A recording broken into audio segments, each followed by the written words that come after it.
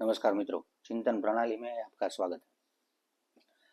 आज वैसे बात कुछ और करनी थी, लेकिन मन बहुत व्यग्र है, व्यथित है। हमसे कुछ ही किलोमीटर दूर हमारे पड़ोसी राष्ट्र में, जो राष्ट्र हमने ही बनाया है, वहां हमारे भाइयों के साथ जो हो रहा है वो देखा नहीं जा रहा। और उससे भी घृणास्पद बात यह है कि एक हिंदू बाहुल राष्ट्र होने के बावजूद हम उनकी कुछ सहायता नहीं कर पा रहे। मित्रों, अभी कुछ सालों पहले ही जब वहां के लोग प्रताड़ित थे पाकिस्तान से, तब ये जो बांग्लादेश है, जी हाँ, हम बात करने वाले बांग्लादेश की, तो ये जो बांग्लादेश है उसे पूर्वी पाकिस्तान कहा जाता था। और ये पूर्वी पाकिस्तान के लोग प्रताड़ित थे पाकिस्तान के लोगों से। तब उनको उस प्रताड़ना से मुक्त हमारी सेना ने, भारतीय सेना ने करवाया था। उतना पीछे नहीं जाना है तो अभी कुछ सालों पहले जब बांग्लादेश में बाढ़ आई थी, तो वहां हमारे ही लोगों ने संसाधन पहुंचाए थे, सेवा की थी, मदद की थी। और एक संस्था जिसने सबसे बड़ा अभियान चलाया था इन बाढ़ पीड़ितों को भोजन देने का, वो संस्था थी इस्कॉन। आज उसी को टारगेट किया जा रहा है, उसी को बैन लगाने की बात हो रही है। मित्रों, हमें कुछ सीखना चाहिए।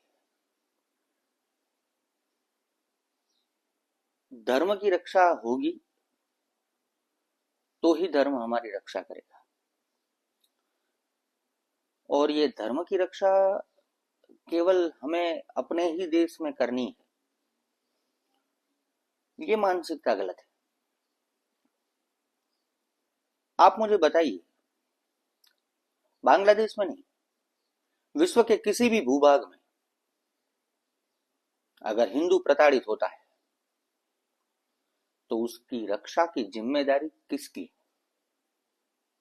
मात्र और मात्र भारत की है।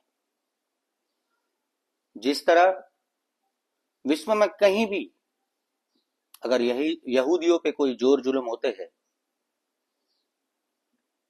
तो उन्हें संभालने की जिम्मेदारी इजराइल लेता है। एक छोटा सा देश है मित्रों, लेकिन अपने लोगों को बचाने के लिए सक्षम है।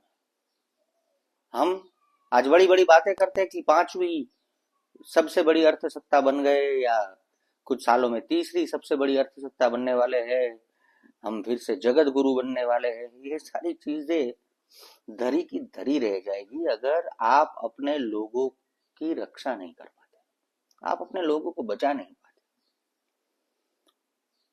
तो जैसे पाकिस्तान के दो टुकड़े करके हमने बांग्लादेश बनाया, हम आज भी सक्षम है बांग्लादेश के दो टुकड़े करके एक हिंदू राष्ट्र और एक इस्लामिक रिपब्लिक बनाने के लिए। कोई औकात नहीं है इन देशों की हमारे सामने, यूं मसड़ सकते हैं हम उन्हें। लेकिन कहीं ना कहीं मुझे लगता है ये जो शांति का मसीहा बनने की एक इच्छा जगी है मन में, वो पता नहीं कितनी जाने लेगी। चलिए, हम अगर सीधा युद्ध मैदान में ना उतरे, युद्ध को हम आखिरी विकल्प समझे, मान लीजिए, वैसे इनके सामने युद्ध जैसा कुछ होगा ही नहीं, कुछ ही दिनों में हम उनको दो भागों में बांट के खत्म कर देंगे। लेकिन मान लीजिए युद्ध को हम आखिरी विकल्प समझे, तो उससे पहले भी हम बहुत कुछ कर सकते हैं। सबसे बड़ा कदम ये होगा कि इनका जो मेन बिजनेस है वो टेक्सटाइल का बिजनेस है, और उस टेक्सटाइल के बिजनेस के लिए उनको जो रो कॉटन चाहिए उसकी सबसे बड़ी एक्सपोर्ट एजेंसी भारत है। लगभग लगभग 2 बिलियन US डॉलर का कॉटन, रो कॉटन, और वो श्रेष्ठ क्वालिटी का कॉटन हम उन्हें एक्सपोर्ट करते हैं, जिसके उपयोग से वो लोग कपड़े बनाते हैं और उनकी टेक्सटाइल इंडस्ट्री वहां चल रही है। फटाक से अगर ये बंद कर दें, भारत का कॉटन खरीदने के लिए दुनिया का कोई भी देश तैयार होगा जो टेक्सटाइल इंडस्ट्री में ग्रो करना चाहता है। तो ये चिंता का विषय नहीं है कि कॉटन धरा का धरा रह जाएगा, पड़ा रह जाएगा, ऐसा कोई चिंता का विषय नहीं है। ये तो हम कर सकते हैं, बने रहिए आप शांति का मसीहा, लेकिन कम से कम ये तो कर सकते हैं। पूरे विश्व को एक संदेश तो देना पड़ेगा कि अगर विश्व के किसी भी भूभाग में हिंदू को प्रताड़ित किया जाएगा तब एक देश जो उनके साथ खड़ा होगा वो भारत है। ये पूरे विश्व को समझाना पड़ेगा। समय आ चुका है कि हम ये समझाएं। केवल निंदा करने से, प्रेस स्टेटमेंट्स जारी करने से कुछ नहीं होता। ये जाहिल लोग उनमें से नहीं है जो समझेंगे आपकी बातों को। इनके पेट पे लात मारो।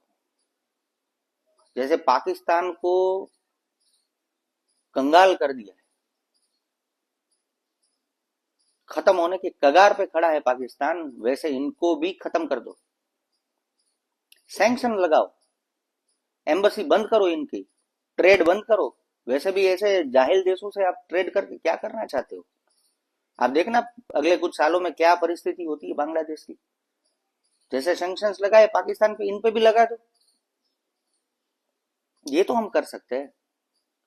यहां जो घुसपैठिए बैठे हैं लाखों की तादाद में, चुन चुन के डिपोर्ट करो उन्हें। इतने घुस के बैठे हैं कि सिर्फ यहां से वहां भेजेंगे उसी में कंगाल हो जाएंगे, वो उनको संभालने में ही कंगाल हो जाएंगे और कुछ करने की आवश्यकता नहीं होगी। खाने के सांसें पड़ेंगे तब ये खुद समझ जाएंगे कि हम जिनके ऊपर निर्भर है अगर उन्हीं से दुश्मनी मोड़ ली तो क्या हश्र होगा हमारा। मित्रों, मुझे लगता है ये वीडियो मैंने बनाया भी इसलिए है कि हमने जिनको चुन के बिठाया है उनके ऊपर ये प्रेशर क्रिएट करे कि उनको ठोस कदम उठाने ही पड़ेंगे। अभी कुछ दिनों पहले हमारे आदरणीय प्रधानमंत्री कह रहे थे कि शिवाजी हमारे लिए आराध्य है। महाराष्ट्र में जो जीत हुई उसके बाद ये वाक्य उन्होंने कहा था। शिवाजी अगर आपके लिए आराध्य है तो शिवाजी का जो हिंदवी स्वराज का सपना था वो केवल महाराष्ट्र तक सीमित नहीं था। कोई असेंबली की थोड़ी सीट ला करके हम उन्हें श्रद्धांजलि नहीं दे सकते। अगर वो हमारे लिए आराध्य है तो उनके हिंदवी स्वराज का जो सपना था वो पूरा करना पड़ेगा, तब उन्हें सच्ची श्रद्धांजलि अर्पित होगी।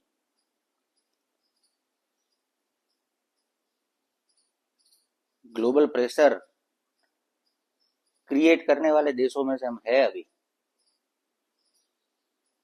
और हम अगर हाथ पे हाथ धरे बैठे रहे,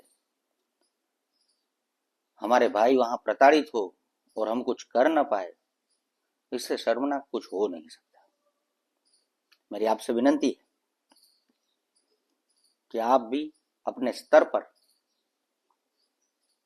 सरकार की इस विषय में जवाबदेही तय करें। जय श्री राम।